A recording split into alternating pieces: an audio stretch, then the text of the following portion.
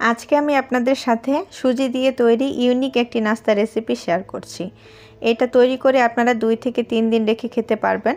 সেই সাথে উপকরণও খুব কম লাগে আর খেতে অনেক অনেক বেশি টেস্টি। আশা করছি রেসিপিটা ভালো লাগবে। তো প্রথমে একটা মিক্সিং বলে নিয়ে নিচ্ছি 1 কাপ পরিমাণে সুজি। এরপরে দিয়ে দিচ্ছি হাফ চামচ লবণ আর হাফ চামচের থেকে একটু কম খাবার সোডা। দিয়ে দিচ্ছি 1 টেবিল চামচ পরিমাণে রান্নার তেল আর দিয়ে দিব স্বাদমতো ধনেপাতা কুচি। এখানে 1/4 কাপের থেকে একটু বেশি পরিমাণে রয়েছে। চেষ্টা করবেন ধনেপাতাটা একটু বেশি করে দেওয়ার, এতে করে খেতেও বেশি সুস্বাদু হবে, সেই সাথে অনেক সুন্দর একটা ফ্লেভার পাওয়া যাবে। তো সব কিছু খুব ভালো করে হাত দিয়ে ঘষে ঘষে মিশিয়ে নিতে হবে। এরপর এখানে আমি ফ্রিজের ঠান্ডা পানি নিয়েছি, অল্প অল্প করে পানি দিয়ে আমরা একটা ডোয়ের মতো করে তৈরি করে নেব। তো অবশ্যই কিন্তু ফ্রিজের ঠান্ডা পানিটা দেওয়ার চেষ্টা করবেন। এই ঠান্ডা পানিটার কারণে খুব দ্রুত সুজিটা নরম হয়ে যাবে আর ডোটা বানাতে আমাদের সুবিধা হবে। তো এখন এটা আমি 15 মিনিটের জন্য রেস্টে রাখছি।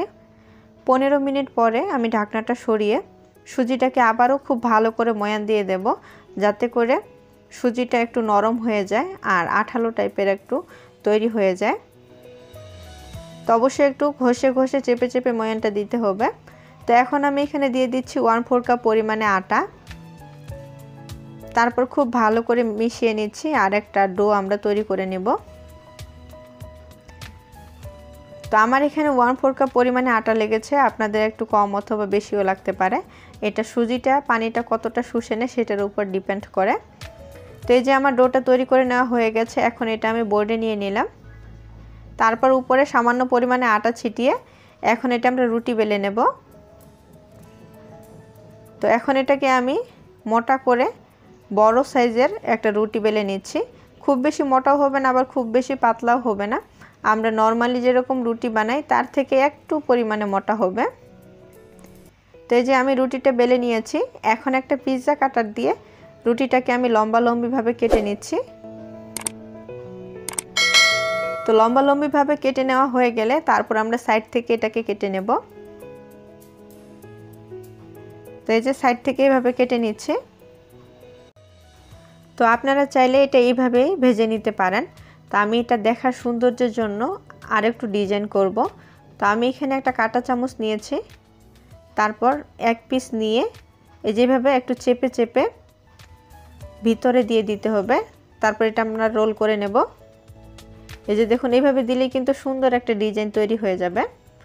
এটা বানাতে কিন্তু খুব বেশি সময় লাগে না, আর অবশ্যই চেষ্টা করবেন কাঁটা চামচের ভিতরে হালকা একটু চেপে চেপে দেওয়ার, তাহলে ডিজাইনটা খুব ভালোভাবে ফুটে উঠবে। ভাজার পরও ডিজাইনটা মুছে যাবে না। তো এখন আমি এখানে একটা কড়াইতে পর্যাপ্ত পরিমাণে তেল গরম করে নিয়েছি। তারপর নাস্তাগুলো দিয়ে দিলাম। এখন যতক্ষণ না দুই পাশে লালচে কালার হয়ে আসে ততক্ষণ মাঝারি আছে আমরা নাস্তাগুলো ভেজে নেব। অবশ্যই চেষ্টা করবেন একটু সময় নিয়ে নাস্তাগুলো ভেজে নেওয়ার, এতে করে ভিতর পর্যন্ত ক্রিস্পি হবে আর খেতেও অনেক বেশি টেস্টি লাগবে। তো আমার নাস্তাগুলো ভেজে নেওয়া হয়ে গেছে, এখন এগুলো তুলে নিচ্ছি। আর যখন ঠান্ডা হয়ে যাবে তখন আপনারা এটা এয়ারটাইট বক্সে রেখে 2 থেকে 3 দিন খেতে পারবেন। তো আজকের ভিডিওটা এই পর্যন্তই।